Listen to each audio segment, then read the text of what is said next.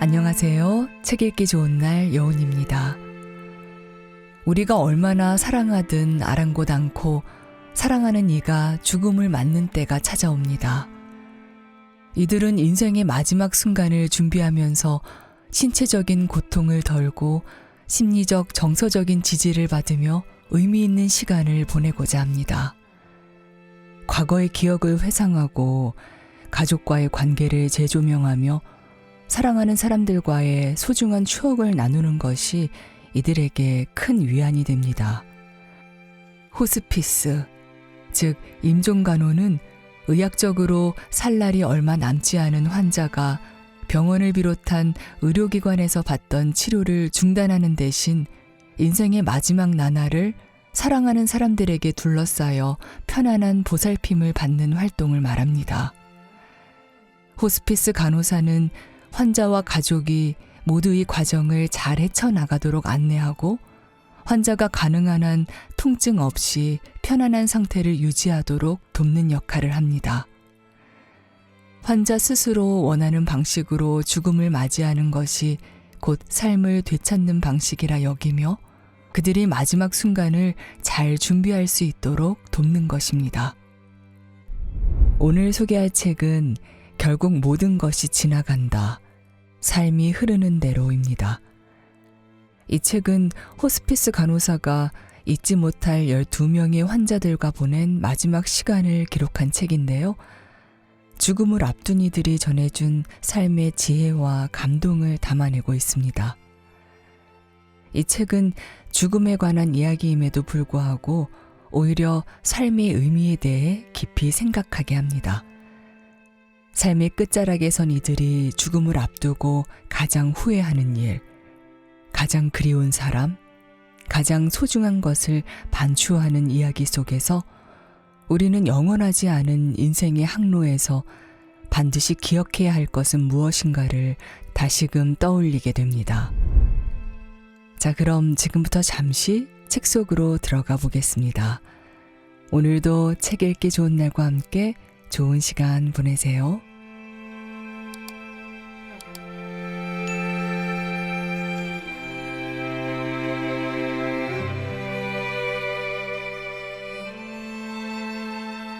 결국 모든 것이 지나간다. 수 할머니를 처음 만난 건 어느 상쾌한 가을 아침이었다. 할머니의 아들 프레드가 나를 따뜻하게 맞아주었다. 그는 50살이 채 안 되어 보였지만 수 할머니가 98살인 걸 감안한다면 50을 넘겼을 게 분명했다. 프레드의 아내 리엔도 남편과 함께 친절하게 나를 맞이했다. 의례적인 인사를 주고받은 뒤 프레드가 먼저 본론을 꺼냈다. 미리 말하자면 우리 엄마는 불같은 성격에 고집이 무척 센 분이세요.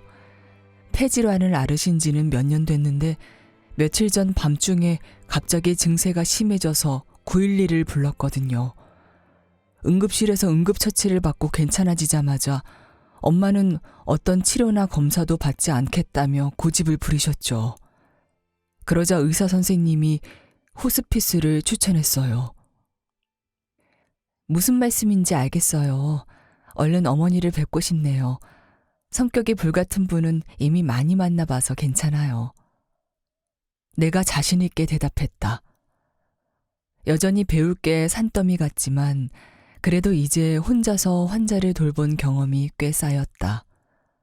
게다가 만성 폐쇄성 폐질환은 호스피스 세계에선 제법 흔한 질병이라 이전에도 몇 번 맡은 적이 있었다. 옆방으로 들어가니 수할머니가 푹신해 보이는 커다란 소파에 거의 파묻힌 모양새로 앉아 있었다. 할머니는 40kg도 채 되지 않을 듯했다.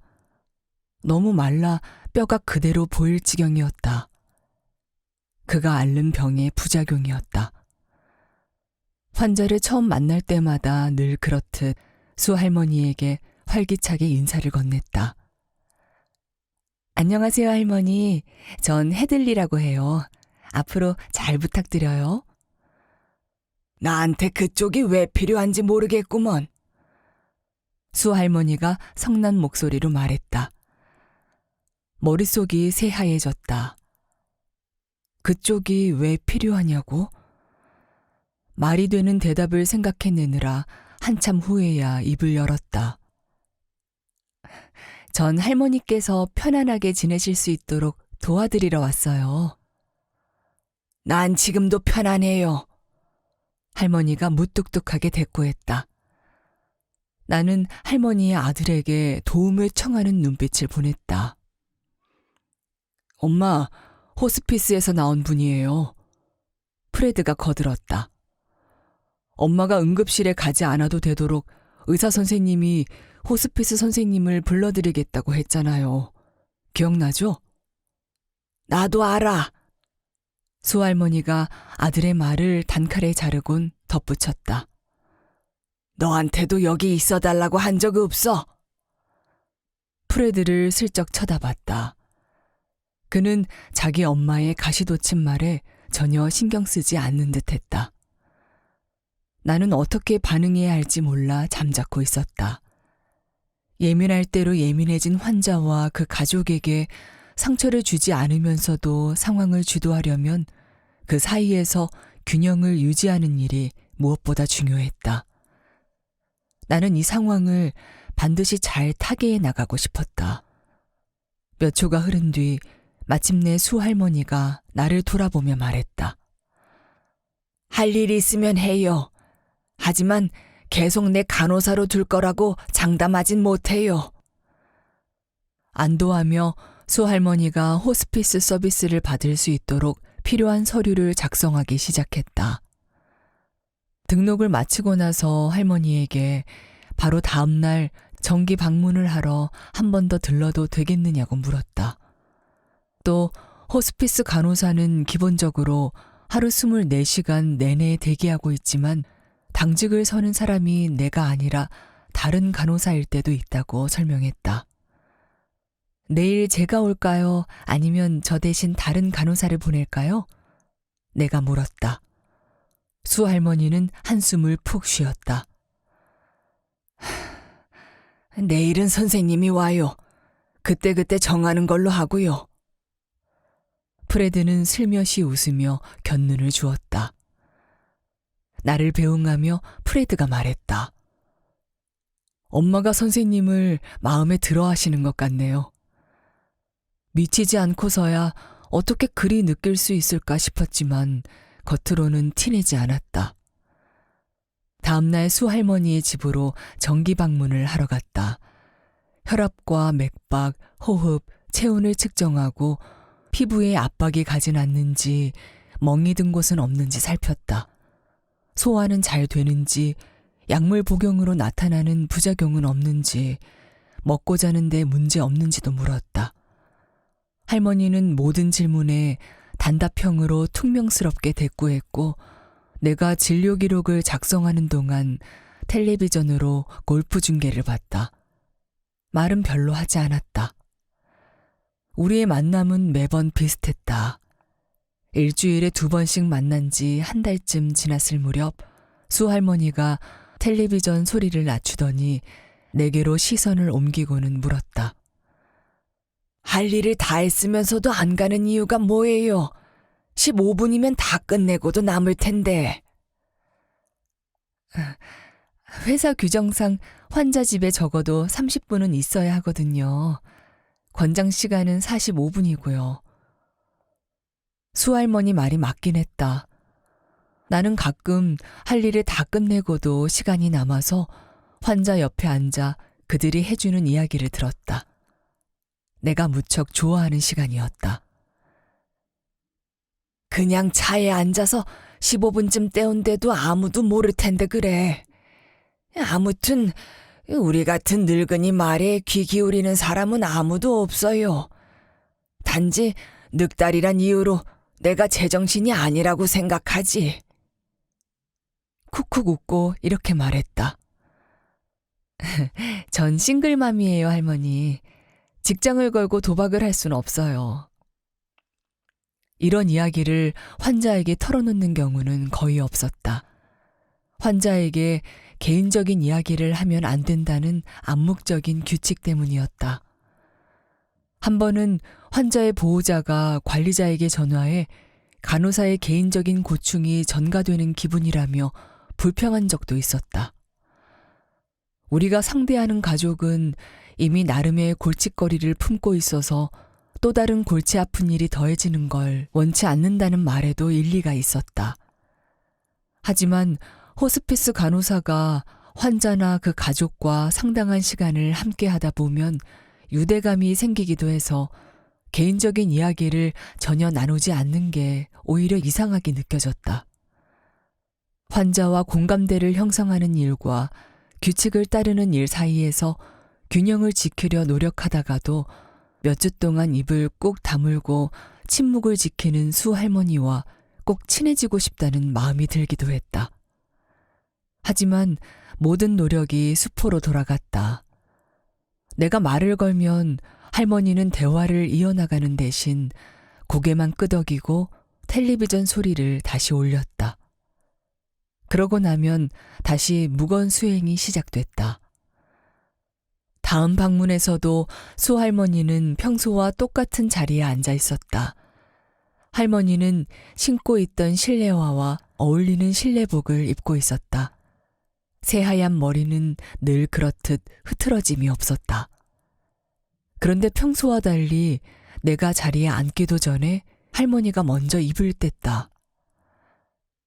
6시간 잤어요. 대변은 아침에 봤고요. 마지막 식사는 어제 저녁에 했어요. 남김없이 다 먹었고. 아침은 생각 없어서 건너뛰었어요. 스웨터도 미리 벗어뒀으니까 얼른 혈압 재고 피부 확인해요. 할머니의 말을 놓칠세라 서둘러 태블릿을 꺼내 모든 정보를 입력했다. 그런 다음 청진기를 꺼내 검진을 시작했다. 할 일을 다 마치고는 태블릿을 내려놓았다. 아직 시간 많죠? 할머니가 물었다. 네, 20분도 더 남았어요. 그럼 화분에 물 좀 주겠어요? 화분에 물 주기는 간호사의 업무라기보다는 보통 간호조무사에게 맡겨지는 잡무에 속했다. 그렇지만 꼭 내가 하지 말아야 할 이유도 없었다. 그럼요. 흔쾌히 대답하자 수 할머니는 물 뿌리개가 어디에 있는지 알려주었다. 물을 채우다 보니 벽에 걸린 사진들이 눈에 띄었다. 할머니가 훨씬 젊었을 때 찍은 결혼 사진도 보였다. 체구는 똑같이 아담했지만 그때는 소파가 아니라 어마어마하게 풍성한 웨딩드레스에 파묻혀 있었다. 할머니의 옆엔 군복을 입은 남자가 서 있었다. 주변을 둘러보니 할머니의 남편인 듯한 이 남자가 군복을 입은 사진이 벽에 한가득 걸려 있었다. 수 할머니는 식물을 하나씩 가리키며 물을 얼마나 주어야 하는지 일일이 일러주었다. 물을 많이 주어야 하는 식물도 있었고 아주 조금만 주어야 하는 식물도 있었다. 물 뿌리개에 물을 몇 번이나 다시 채우고 나서야 일이 끝났다. 일주일에 한 번씩 이렇게 해줄 수 있어요? 물론이죠. 나는 할머니의 부탁을 기꺼이 수락했다. 할머니가 드디어 내게 입을 열었단 것만으로도 기뻤다. 좋아요. 이렇게 일을 도와주기만 한다면 계속 내 간호사로 있어도 되겠어. 다음엔 우체통에서 편지도 좀 가져다 줘요. 분부대로 하겠습니다. 솔직히 말하면 똑같이 되풀이되는 업무에서 벗어나 새로운 일을 하게 되어 오히려 더 좋았다. 그 다음 방문에서 내가 편지를 챙겨 들고 와서 책상 위에 놓자 수 할머니는 답례로 고개를 까딱했다. 할머니로서는 엄청난 감사의 표시였다. 할머니는 지난번에 방문했을 때처럼 내가 평소에 건네는 질문의 답을 줄줄이 읊었다. 잠을 자고 화장실에도 가고 밥도 먹었다고. 나는 검진을 마무리하고 난 뒤 가방에 태블릿을 넣으며 심부름을 수행할 준비가 됐음을 넌지시 알렸다. 침대 위에 빨래가 있을 거예요. 빨래는 갤 줄 알아요? 잠시 내 빨래 개기 실력이 어떤지 곰곰이 생각해 본 후에 천천히 고개를 끄덕였다.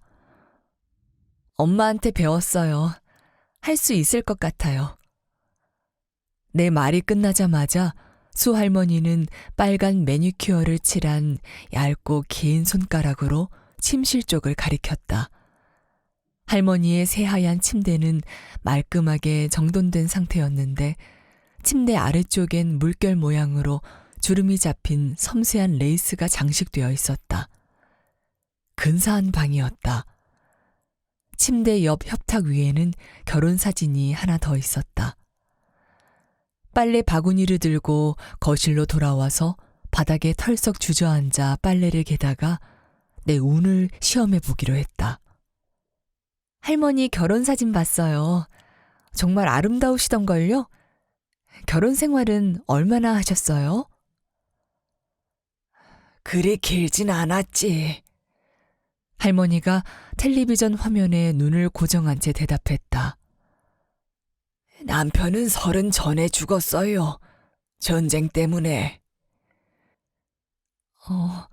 아드님이 형제자매가 3명 더 있다고 하더라고요.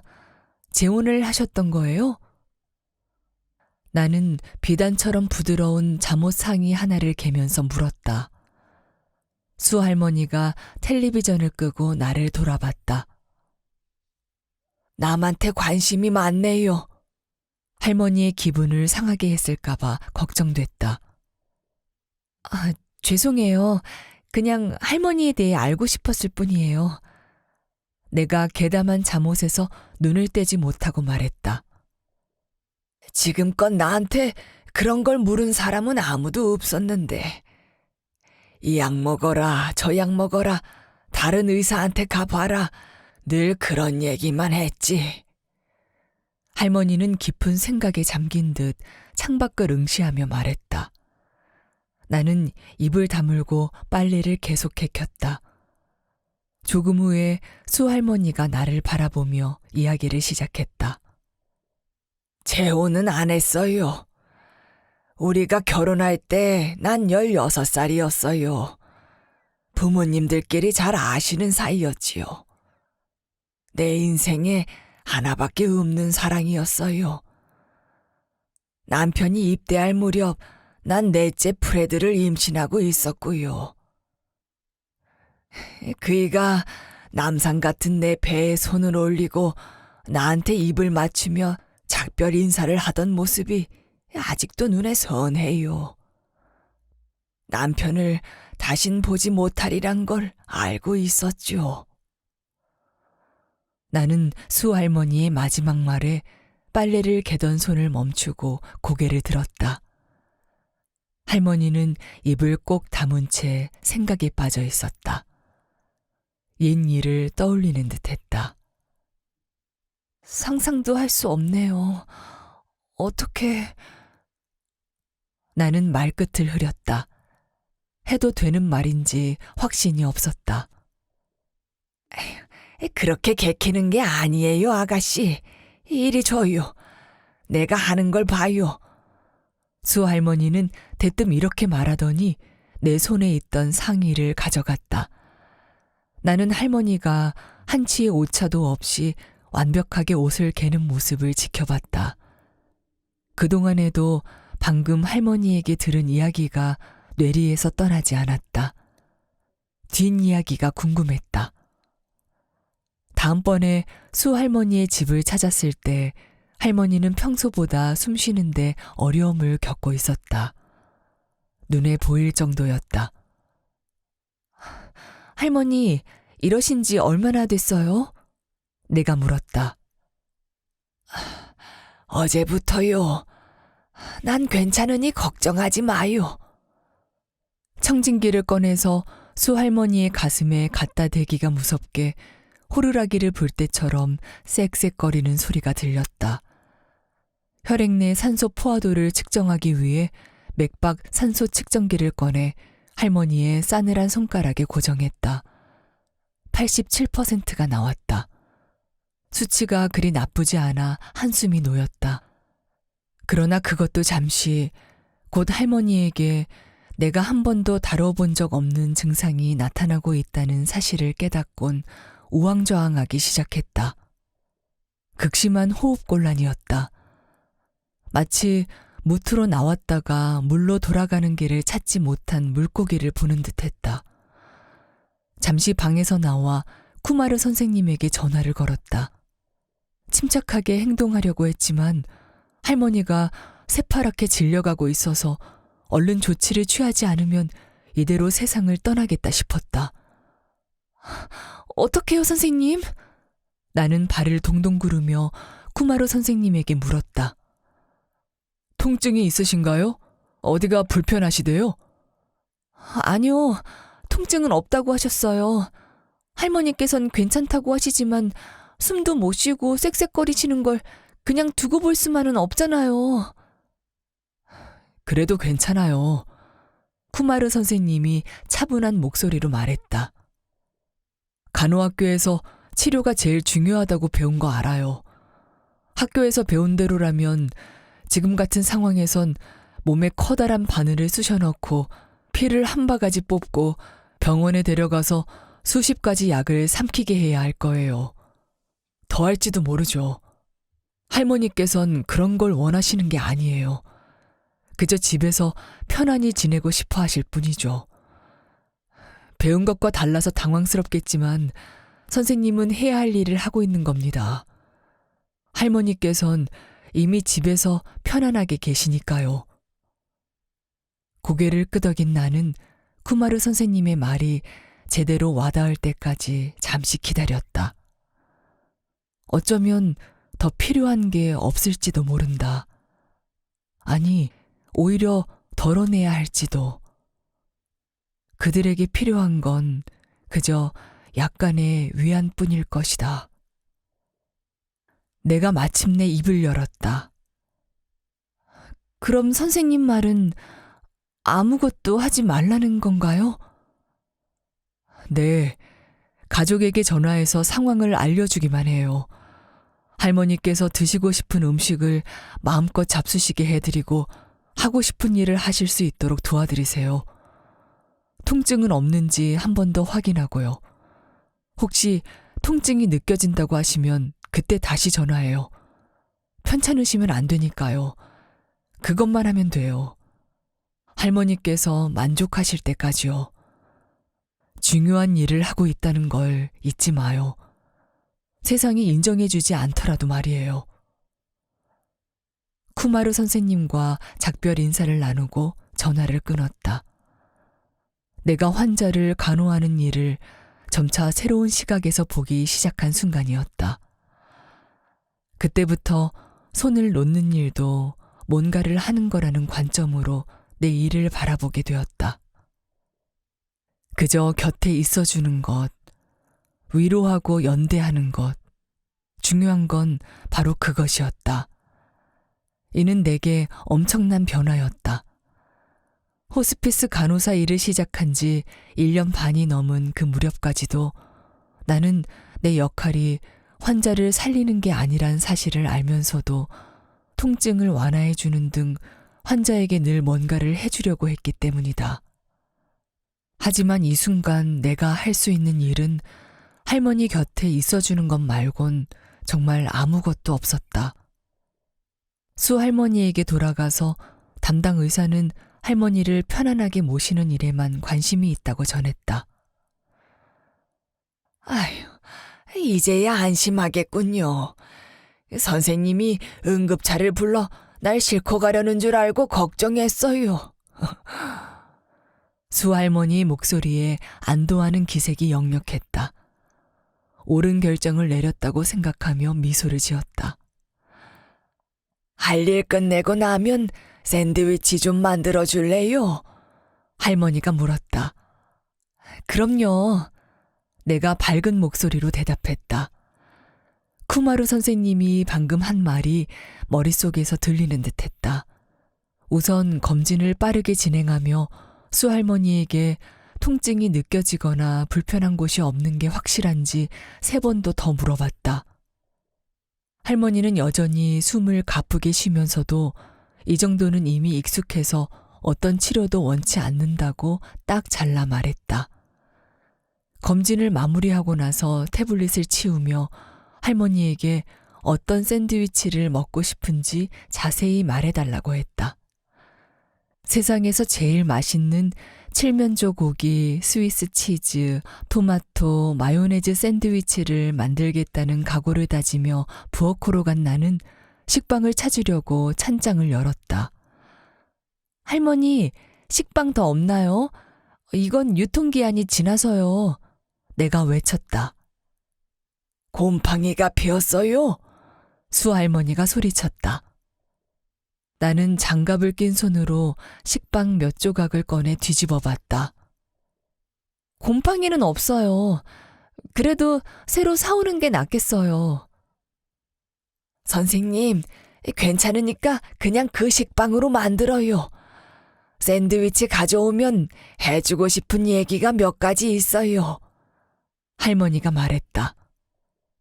수할머니가 하란 대로 샌드위치를 만들어 티 없이 하얗고 우아한 접시에 조심스레 옮겨 담았다. 간단히 끼니를 때우며 할머니는 대공황 시기에 자란 탓에 음식을 낭비하지 않는 습관이 생겨 지금까지도 그렇게 산다고 말해주었다. 또 집안 형편이 어려워 돈을 버느라 학교에 나가지 못하기도 했다고 덧붙였다. 대공황이 끝나고 20대에 들어선 할머니는 교사가 되기로 결심했었단다. 샌드위치를 다 먹고 난 수할머니는 오늘은 여기까지라고 생각한 듯 이야기를 멈췄다. 그러고는 내게 빈 접시를 넘겨주며 이제 갈 시간이 됐다고 말했다. 접시를 깨끗이 씻어두고 떠나기 전 할머니에게 인사를 건넸지만 대답은 돌아오지 않았다. 화분에 물 주는 날이 됐다. 도착해서 보니 수할머니는 평소에 즐겨 입는 실내복과 실내화 대신 재킷과 치마를 아래 위로 맞춰 입고 스타킹에 굽이 낮은 구두를 신고 있었다. 오늘 아주 멋지신데요?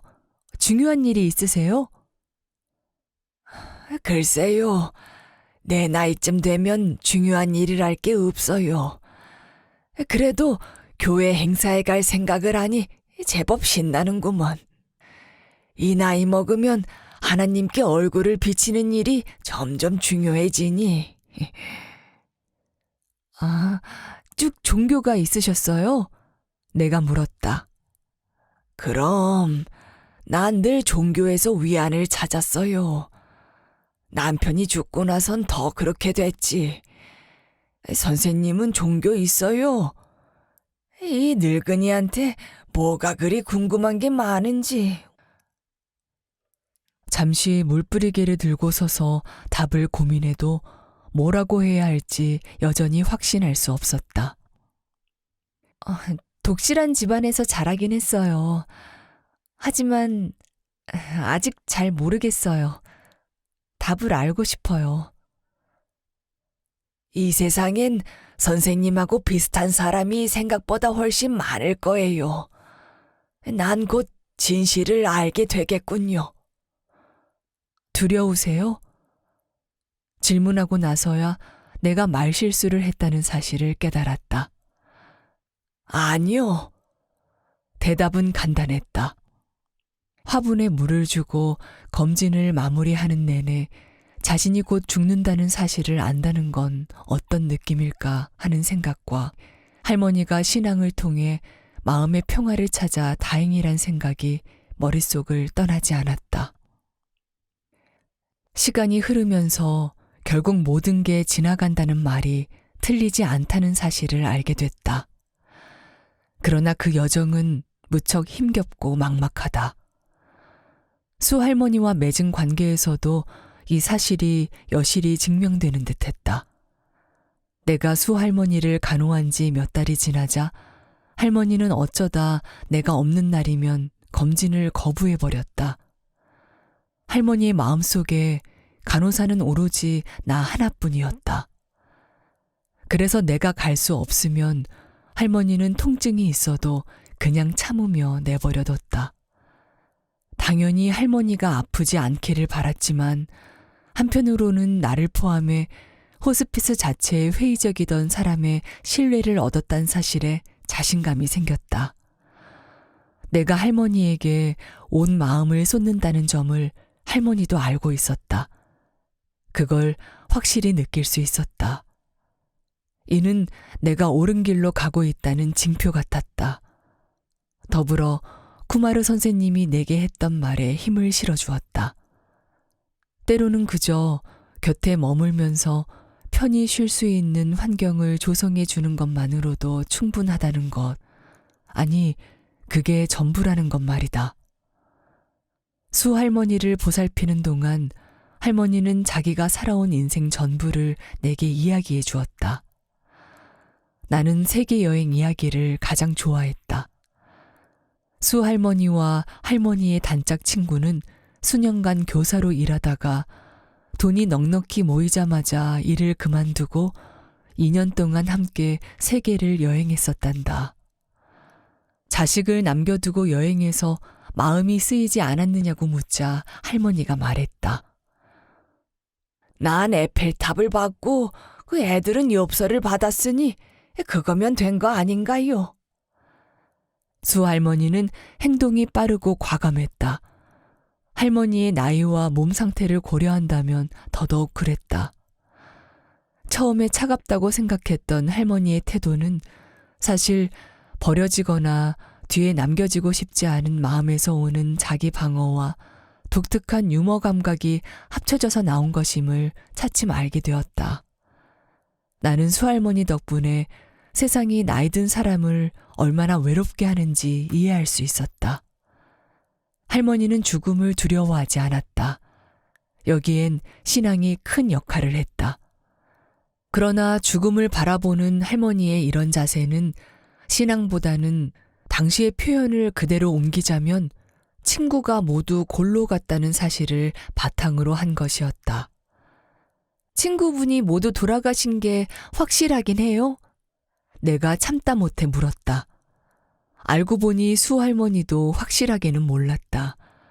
할머니와 이야기를 나누다 할머니가 인터넷을 써본 적이 한 번도 없다는 사실을 알게 됐다.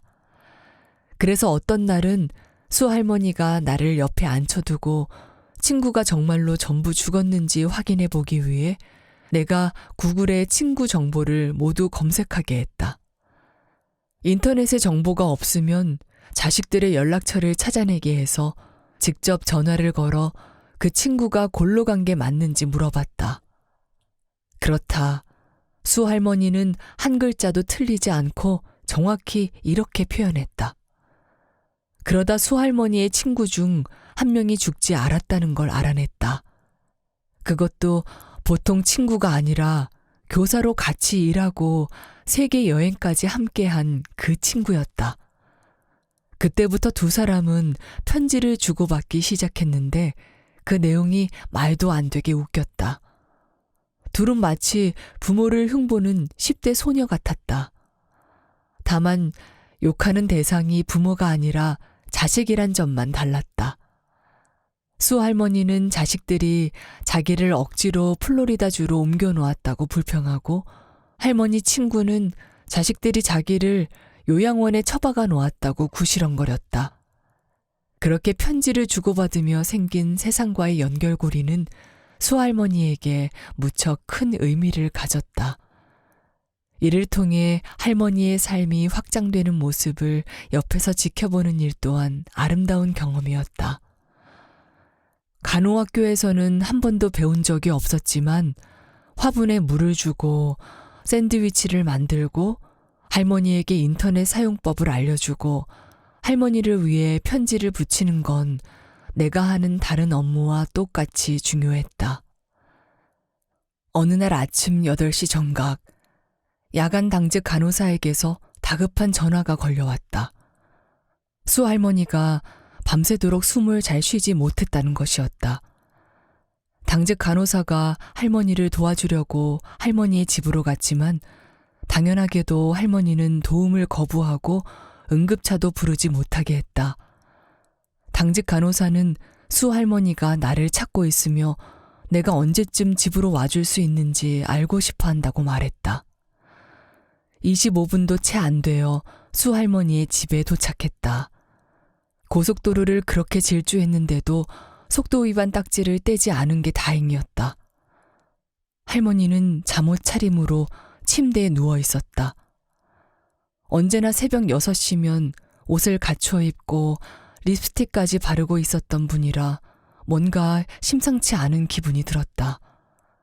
할머니는 산소 호흡기를 끼고 있으면서도 여전히 호흡이 불안정했다. 당황스러웠다.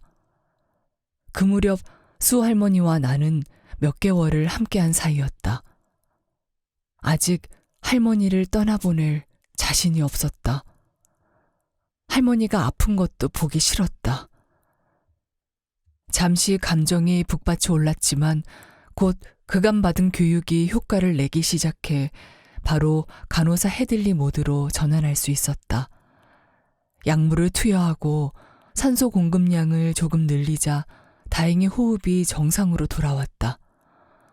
오늘이 그날이 아니란 걸 알고 나서야 우리는 비로소 긴장을 늦출 수 있었다. 수 할머니의 침대에 걸터 앉아 안도하며 한숨을 내쉬었다. 얼마나 무서웠는지 몰라요. 내 믿음을 단 한 번도 의심한 적이 없는데 곧 죽는다고 생각하니 딴 생각이 들더군요. 할머니가 내 눈을 바라보며 말했다. 고개를 끄덕인 나는 수 할머니 손 위에 내 손을 포개면서 몇 달 전 할머니가 내게 해주었던 말을 그대로 되풀이해 들려주었다. 이 세상엔 할머니하고 비슷한 사람이 생각보다 훨씬 많을 거예요. 얼마 지나지 않아 수 할머니의 아들이 도착했다. 나는 할머니의 통증을 조절하려면 약을 어떻게 줘야 하는지 알려주었다. 다음 환자가 있어 계속 그곳에 있을 순 없지만 할머니에게 내가 24시간 대기하고 있을 테니 언제든 연락하라고 당부하며 집을 나섰다. 할머니가 고통에 시달리다가 세상을 떠나는 모습을 생각하면 견딜 수가 없었다. 칼 할아버지의 임종을 지켜주지 못한 게 못내 아쉬워 수 할머니의 마지막 순간은 꼭 함께하고 싶었다.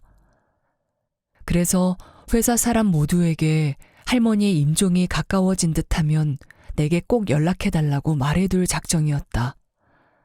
야간 당직 간호사에게 호출이 올 때까지 기다리고만 있을 수는 없었다. 다음으로는 우리 회사 소속 스티브 목사님에게 연락을 취했다. 할아버지 뻘인 스티브 목사님은 벌써 40년째 성직자로 활동하고 있었다. 내가 아는 한 단 하루도 일을 빠지지 않았을 정도로 믿음직스러운 사람이었다. 그는 쉬는 날엔 낚시를 즐기곤 했다. 사적인 이야기는 많이 하지 않았지만 어쩌다 한 번씩 목사님의 오래된 휴대폰에서 물고기를 들고 있는 흐릿한 사진을 보게 될 때면 사진 속 그와는 전혀 다른 사람 같았다. 끝단을 대충 자른 반바지와 선글라스, 슬리퍼는 목사님이 일할 때 입는 반듯한 정장과 극명한 대비를 이루었다. 나는 호스피스 회사로 오기 전에 근무한 요양원에서부터 목사님과 함께 일했다. 스티브 목사님은 만나는 모든 이에게 진심으로 마음을 쏟는 사람이었다. 여러 해가 지나면서 나와 크리스도 목사님과 점차 가까운 관계가 됐다. 스티브 목사님은 당연히 신앙심이 깊었지만 종교와 상관없이 모든 환자에게 그 시점에 필요한 걸 제공하며 긍정의 기운을 불어넣는 역할을 했다. 스티브 목사님은 지난 몇 달간 일주일에 한 번씩 방문하며 수 할머니와 웬만큼 가까워졌다. 그러나 함께 성경을 읽고 기도를 올린 그조차도 굳게 닫힌 할머니의 마음을 열고 진정으로 친해질 수는 없었다고 고백했다. 수 할머니께 시간이 얼마 남지 않은 것 같아요. 내가 목사님에게 알렸다. 그럼 얼른 신부님께 연락해서 마지막 예배를 드릴 때 와주실 수 있으신지 여쭤볼게요. 목사님이 나를 안심시키며 말했다. 다음날 아침 나는 스티브 목사님과 함께 수 할머니의 침대 옆에 서 있었다.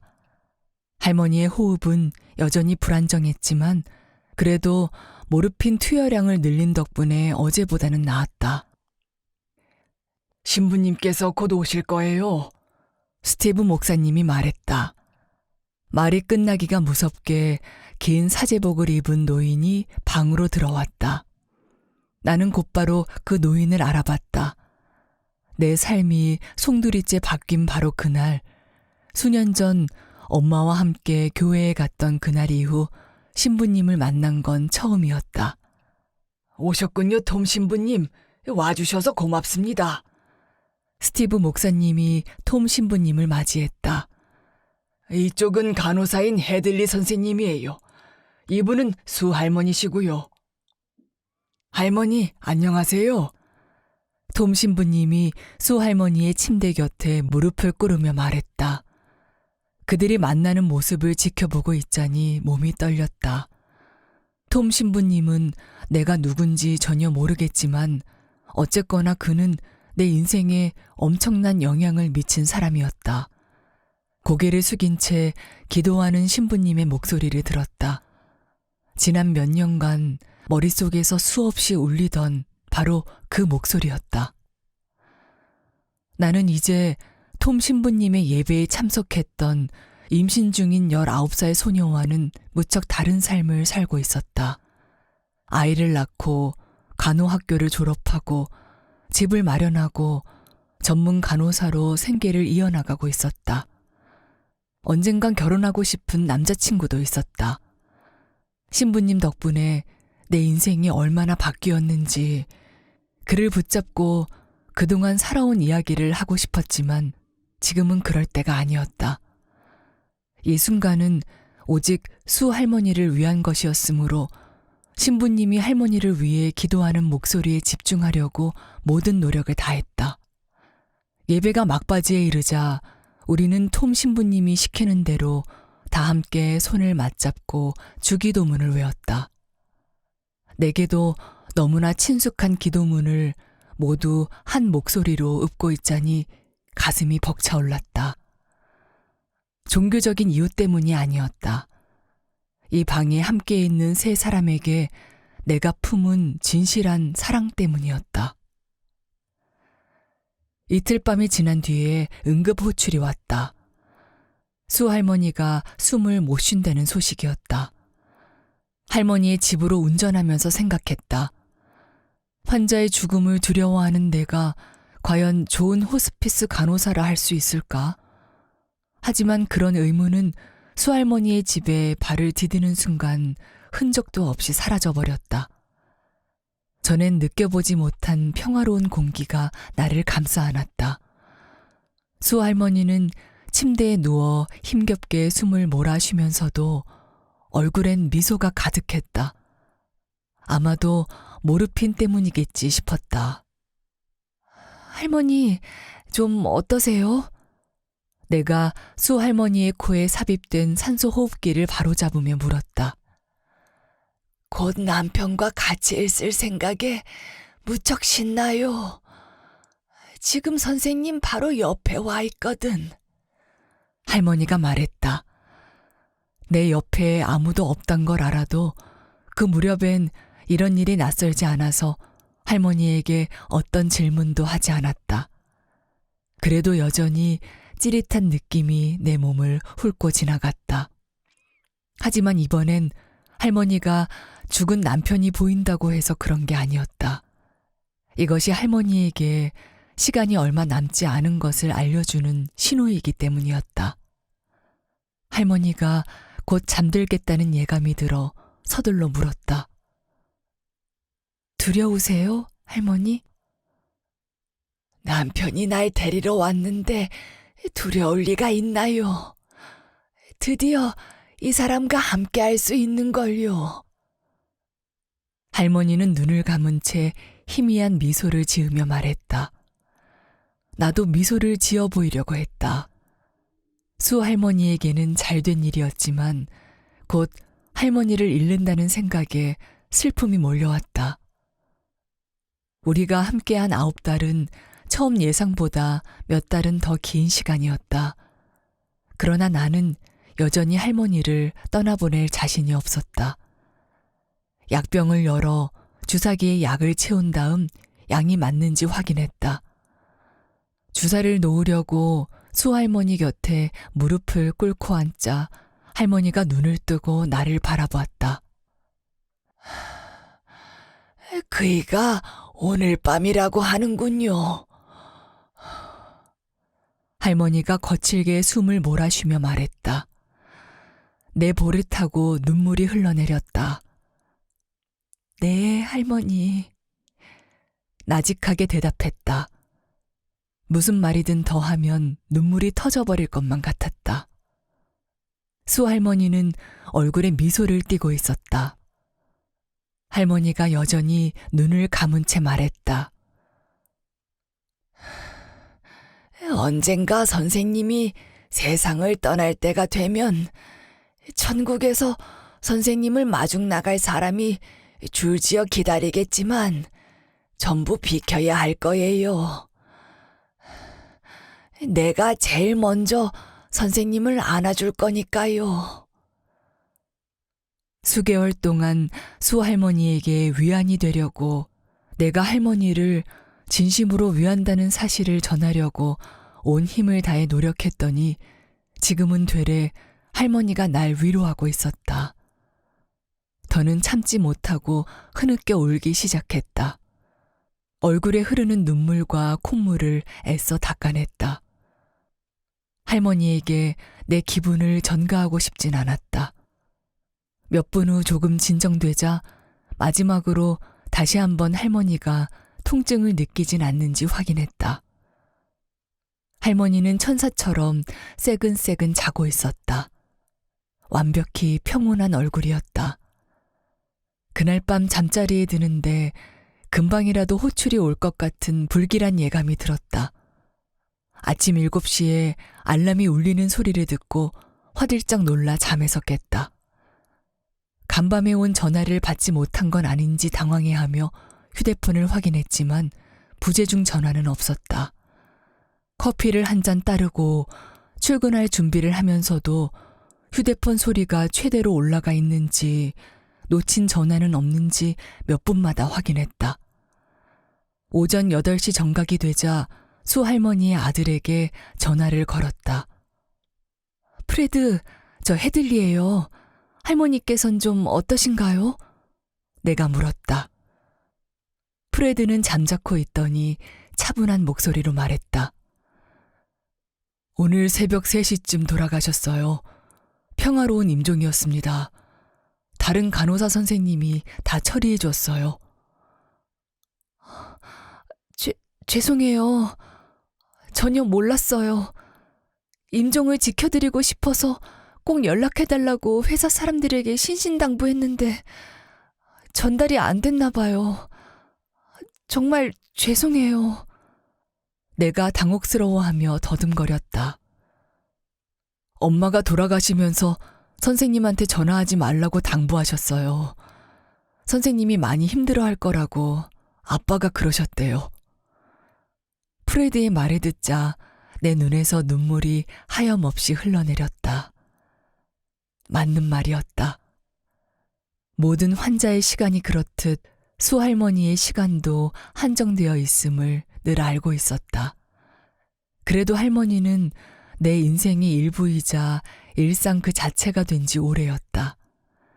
매주 월, 수, 금요일 오후 3시만 되면 수할머니의 집으로 가서 화분에 물을 주고 샌드위치를 만들고 도움이 될 만한 일은 뭐든 하며 할머니의 인생 이야기에 귀를 기울이곤 했었는데 이젠 그 시간을 어떻게 보내야 할지 상상조차 할 수 없었다.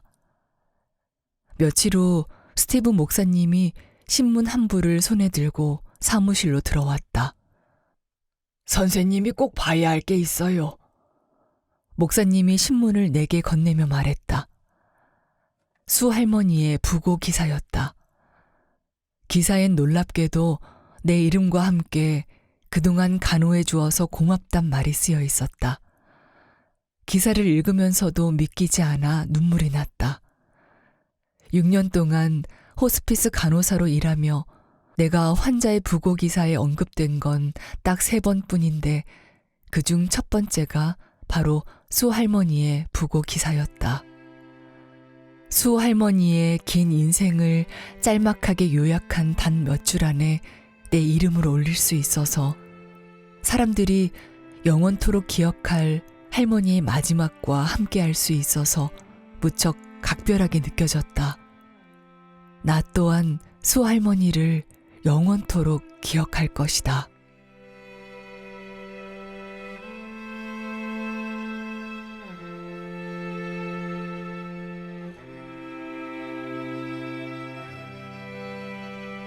책 읽기 좋은 날 오늘은 여기까지입니다. 안온하고 포근한 시간 보내세요.